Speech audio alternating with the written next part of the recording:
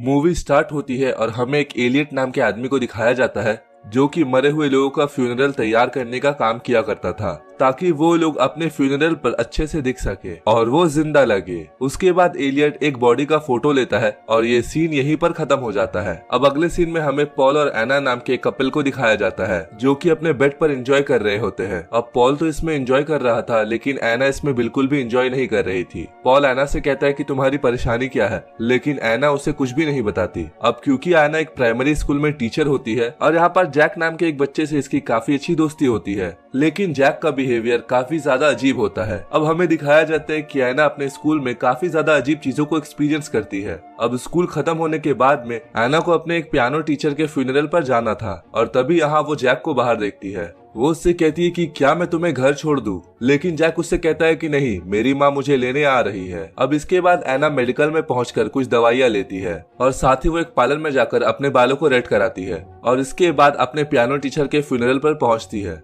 और एना को यहाँ पर भी काफी अजीब फील हो रहा था, जैसे कि उसका पियानो टीचर सांस ले रहा हो। अब क्योंकि यहाँ पर एलियट भी होता है और वो एना को ऐसी अजीब हरकतें करते हुए देख लेता है। अब शाम को एना का बॉयफ्रेंड पॉल उसे डिनर पर इनवाइट करता है और आज वो यहाँ पर एक रिंग लेके आया होता है क्योंकि वो एना को प्रपोज करने वाला था। वो यहाँ एना से कहता है कि मैं जल्दी शिकागो जाने वाला हूँ। अब यहाँ आपस में बात करते ही इन दोनों की लड़ाई हो जाती है और एना पॉल के बिना बात सुने ही यहाँ से चली जाती है। अब बाहर का मौसम काफी ज्यादा खराब होता है और एना अपनी चलती गाड़ी पर अपना फोन निकालकर एक नंबर डायल करती है और तभी यहाँ पर सब ब्लैकआउट हो जाता है, यानी कि एना का एक्सीडेंट हो चुका है। अब इसके बाद हमें अगले सीन में एलियट को दिखाया जाता है जिसके पास एक नई बॉडी आई होती है और ये बॉडी किसी और की नहीं बल्कि खुद एना की ही होती है। अब यहाँ पर एलियट एना के कपड़े कैंची से काटता है जिसके अंदर एना ने एक बहुत ही खूबसूरत रेड ड्रेस पहनी रखी थी। एना के सर पर एक गहरा घाव बना होता है और तभी यहाँ पर एना की आंखें खुल जाती है। वो यहाँ एलियट से पूछती है कि आखिर मैं कहाँ पर हूँ, जिस पर एलियट उसे बताता है कि 8 घंटे पहले तुम्हारा एक्सीडेंट हुआ था और तुम्हारी जान जा चुकी है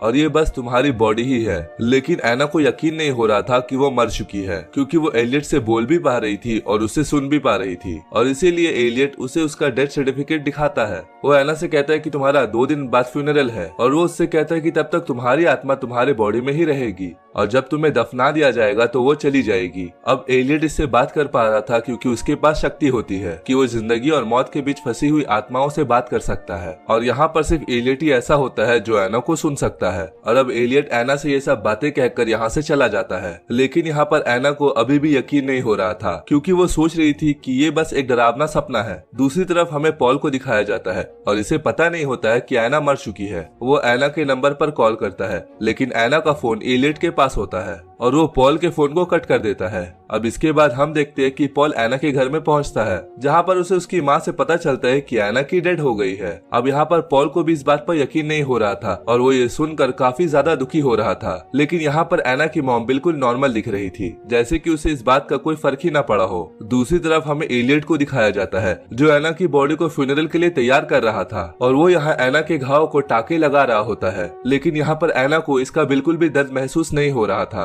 और इसके बाद एलियट एक इंजेक्शन एना के गले पर लगाता है ताकि उसके बॉडी के मसल्स एकदम रिलैक्स रहे। अब इसके बाद एना की मॉम आती है उसे देखने के लिए। वो यहाँ आकर कहती है कि जाने वाला तो चला जाता है, लेकिन उसके जाने से जो दुख उसकी फैमिली को होता है वो खुद भी नहीं समझ सकता। और साथ ही वो यहाँ से जाते हुए ये भी कहकर जाती है कि एना के बाल फिर से ब्लैक कर दिए जाए क्योंकि एना इन लाल बालों में बहुत ही ज्यादा खराब लग रही है। अब इसके बाद हमें पॉल को दिखाया जाता है जो एलियट के पास पहुँचता है ताकि वो एना की बॉडी को देख सके, लेकिन यहाँ पर एलियट उसे उससे नहीं मिलने देता क्योंकि सिर्फ फैमिली मेंबर्स ही बॉडी से मिल सकते थे और अभी पॉल की एंगेजमेंट भी एना के साथ नहीं हुई थी। अब पॉल की आवाज सुनकर एना अपनी जगह से उठ जाती है और वो उसे आवाज लगाने लगती है, लेकिन उसकी आवाज पॉल तक नहीं पहुंचती। अब इसके बाद जब पॉल चला जाता है तब एना एलियट से पूछती है कि तुमने मुझे पॉल से क्यों नहीं मिलने दिया। वो यहाँ एना से कहता है कि तुम्हारी आत्मा जल्दी तुम्हारा शरीर छोड़ देगी, लेकिन अगर तुम अपने चाहने वालों से अटैच रहोगी तो तुम्हारी आत्मा यहीं पर फंस कर रह जाएगी। एना को यहाँ पर लगता है कि एलियट बकवास कर रहा है और मैं अभी भी जिंदा हूँ, शायद उसने मुझे कोई ड्रग दिया है।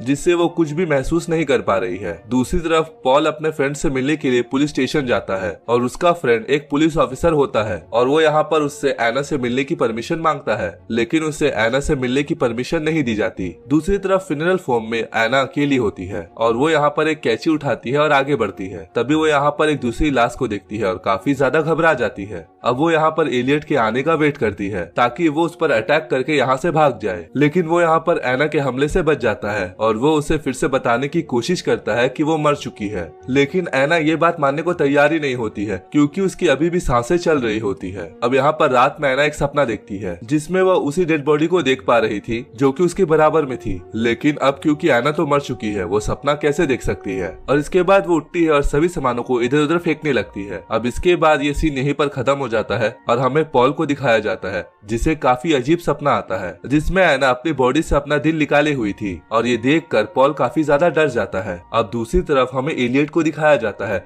जो एना के पास होता है और वो अपने कार में फ्यूल डलवाने जाने वाला था, लेकिन एना चुपके से उसके जेब से फ्यूनरल होम की एक चाबी निकाल लेती है और इसके बाद वो सीधा एलियट के ऑफिस में पहुंचती है और वो यहाँ पर आकर पॉल को कॉल करती है और उसे बताती है कि मैं अभी तक जिंदा हूँ। लेकिन अब यहाँ पर पॉल को लग रहा था कि कोई एना बनकर उसके साथ मजाक कर रहा है और इसीलिए वो फोन को कट कर देता है। अब इस चीज से एना काफी ज्यादा नाराज होती है और तभी यहाँ पर एलियट भी पहुंच जाता है। एलियट एना को आईने में दिखाता है और कहता है कि देखो तुम मर चुकी हो और तुम्हारे लिए यही अच्छा होगा कि तुम सब कुछ भूल कर अपनी मौत को एक्सेप्ट करो। लेकिन यहाँ एना नोटिस करती है कि उसकी सांसों से आईने पर भाप जम चुकी है जिसे कि एलियट चुपके से साफ कर देता है। अब यहाँ पर नीचे एना का वही फेवरेट स्टूडेंट जैक खड़ा होता है और वो यहाँ से एना को देख लेता है। अब यहाँ पर एना ये बात मान लेती है कि वो मर चुकी है और अब वो एलियट का साथ दे रही थी। अब यहाँ पर एलियट एना के लाल बालों को ब्लैक डाई से डाई कर देता है। अब इसके बाद एना सपने में पॉल को देखती है, लेकिन वहाँ पर एलियट होता है जो कि एक पुलिस ऑफिसर के भाई की बॉडी को तैयार कर रहा था उसके फ्यूनरल के लिए। अब इसके बाद एना एलियट से पूछती है कि क्या मेरी मॉम मेरे डेड पर रोई थी, लेकिन यहाँ पर एलियट एना को बताता है कि तुम्हारी मॉम तुम्हारे डेड पर बिल्कुल भी नहीं रोई। इसके बाद एना एलियट से पूछती है कि क्या पॉल मेरे डेड पर रोया था, लेकिन यहाँ पर एलियट उससे झूठ कह देता है कि वो भी नहीं रोया था। अब ये बात सुनने के बाद एना बहुत ज्यादा दुखी होती है और इसके बाद एलियट उसमें एक ड्रग इंजेक्ट करता है। दूसरी तरफ पॉल एना के स्कूल में पहुंचता है जहाँ पर वो उसकी चीजें लेने गया था और अब यहाँ पर उसे जैक मिलता है और अब यहाँ पर वो पॉल को बता देता है कि उसने एना को फ्यूनरल होम में रेड ड्रेस पहने खड़ा देखा था, लेकिन पॉल को ये सारी बातें फिजूल लगती है और वो उल्टा जैक को ही एक थप्पड़ मार देता है जिसका उसे बाद में काफी ज्यादा अफसोस भी होता है। दूसरी तरफ हमें फ्यूनरल रूम में एलियट को दिखाया जाता है जो कि सब डेड बॉडीज की फोटो कलेक्ट करके रखता है और तभी दूसरी बॉडी का भाई भी वहाँ पर पहुँच जाता है जो कि एक पुलिस ऑफिसर था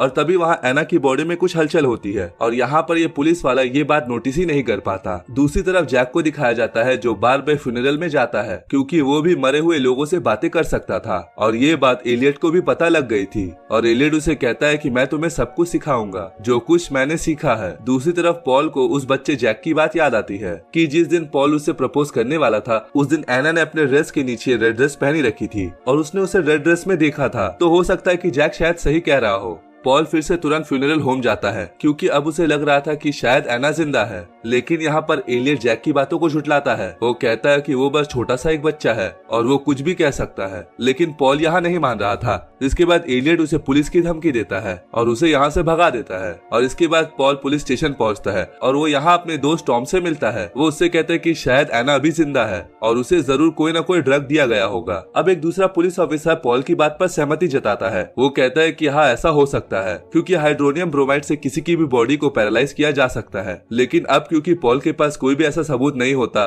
इसीलिए यहाँ पुलिस उसकी कोई भी हेल्प नहीं कर पाती। दूसरी तरफ एना की फ्यूनरल की पूरी तैयारी हो रही थी और यहाँ पर एलियट उससे बातें कर रहा होता है। वो उससे पूछता है कि तुम्हें तुम्हारी जिंदगी से क्या चाहिए था और वो एलियट से कहती है कि वो बस खुश रहना चाहती थी, लेकिन वो प्यार नहीं करना चाहती थी क्योंकि प्यार इंसान को बस दुख देता है। अब क्योंकि एना पॉल से बहुत ज्यादा प्यार करती थी लेकिन वो कभी उसे कह ही नहीं पाई थी और अब एना की फ्यूनरल की पूरी तरह से तैयारी हो चुकी थी और अब हम यहाँ देखते हैं कि एलियट एना को फिर से वही ड्रग ड्रग देता है जो उस पुलिस ऑफिसर ने पॉल को बताया होता है। अब यहाँ एना पॉल से कहती है कि मैं आखिरी वक्त अपने आप को आईने में देखना चाहती हूँ, और आईने में फिर से एक बार उसके सांसों की भाप आईने में जम जाती है। अब इससे एना भी समझ जाती है कि वो मरी नहीं थी, वो अभी भी जिंदा है और एलियट उससे सिर्फ झूठ ही बोल रहा है। अब इतने में एना कुछ कर पाती बहुत देर हो चुकी थी, क्योंकि एलियट उसे ड्रग का इंजेक्शन दे देता है। इसके बाद सभी लोग एना के फ्यूनरल में पहुंच जाते हैं और अब यहाँ पॉल उसे एंगेजमेंट रिंग पहनाता है, जिसके बाद पॉल एना की तस्वीर सभी के साथ लगा देता है और अब इसके बाद एना को दफनाया जाता है। लेकिन एना यहाँ पर जिंदा होती है और एना अपने कॉफिन के अंदर से ही चिल्लाने लगती है। अब यहाँ पर रात को पॉल बहुत ज्यादा शराब पी रहा होता है और वो एलियट से कहता है कि मुझे पता है कि एना जिंदा है, और अब एलियट यहाँ उससे कहता है कि हाँ हो सकता है कि एना जिंदा हो और तुम अपना कीमती समय बर्बाद मत करो। जिसके बाद पॉल अपना बिना समय बर्बाद किए कब्रिस्तान की तरफ निकल जाता है, लेकिन उसने बहुत ही ज्यादा शराब पी रखी थी और एक फ्लैश के साथ ये सीन यहीं पर एंड हो जाता है। और दूसरी तरफ एना भी अपने कब्र को अंदर से खोद रही होती है, लेकिन इसका कोई भी फायदा नहीं हो रहा था। अब यहाँ पॉल देखता है कि वो कब्रिस्तान पहुंच चुका है और एना को उसके कब्र से बाहर निकाल रहा है, लेकिन अब असल में पॉल भी एलियट के सामने उसके टेबल में होता है। अब यहाँ एलियट पॉल को भी बताता है कि वो एक्सीडेंट में मर चुका है, लेकिन अब यहाँ पर एना की तरह पॉल को भी यकीन नहीं हो रहा था कि वो मर चुका है। और अब यहाँ पर एलियट पॉल के सीने में एक बड़ा सा रॉड घुसाकर ये आवाज भी बंद कर देता है और अब इसी के साथ ये मूवी यहीं पर एंड हो जाती है, क्योंकि एक साइकोलॉजिकल मूवी होती है जहाँ पर एक एलियट नाम का आदमी ये दावा करता है कि वो आत्माओं से बात कर सकता है। और एक दिन एना भी एक्सीडेंट के बाद उसके पास आती है, जिसे अपने आप पर विश्वास नहीं होता कि वो मर चुकी है, और एलियट उसे हमेशा ये बताने की कोशिश करता है कि वो मर चुकी है और उसकी बॉडी में सिर्फ उसकी आत्मा ही बची हुई है, जो कि उसे दफनाने के बाद में वो भी चली जाएगी। लेकिन एना सच में जिंदा ही होती है और एलियट उसे बेवकूफ ही बनाता है। अब एक तरफ से देखा जाए तो एलियट एक साइको किलर था जो कि लोगों को इस तरह से मार दिया करता था, और वो ऐसा सिर्फ अपने मजे के लिए ही कर रहा था। और उसके इस काम से वो जैक नाम का बच्चा भी काफी ज्यादा इन्फ्लुएंस होता है, क्योंकि वो लास्ट सीन में उसी के साथ खड़ा होता है। दोस्तों आज के लिए बस इतना ही, मिलते हैं नेक्स्ट वीडियो में। इसी के साथ आज का वीडियो हम खत्म करते हैं। अगर आपको अच्छा लगा तो प्लीज इस वीडियो को लाइक और कमेंट जरूर कर दीजिएगा। मैं बहुत सारी मूवीज लेकर आता रहता हूँ, तो प्लीज इस चैनल को सब्सक्राइब कर दीजिए और बेल नोटिफिकेशन आइकॉन दबाना मत भूलिएगा। हम फिर से मिलेंगे और एक नई मूवी के साथ, तब तक के लिए थैंक यू और आप अपने आप का ख्याल रखिए।